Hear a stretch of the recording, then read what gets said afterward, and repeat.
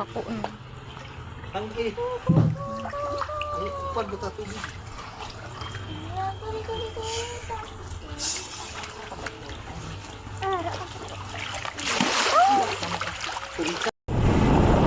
So mga kaisdaan, papunta kami sa Basyaw ngayon kasi mangunguha naman kami ng mga kasag na fresh dito sa Basyaw ngayong araw ng Huwebes. Kaya samahan nyo naman po ako mga kaisdaan.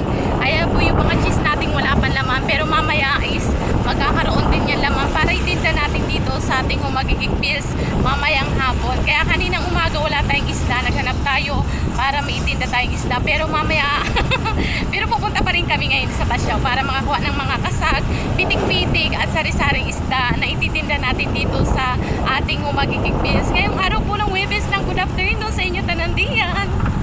Dako mo.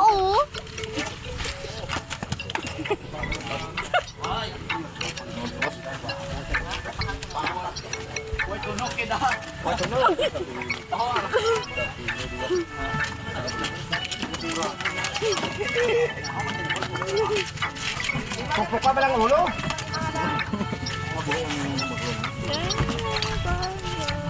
Tinaklan mo po yan, ang busong. Oo, tinaklan. Kada gabi, ari kami din kasunod sa ano. Tinaklan mo.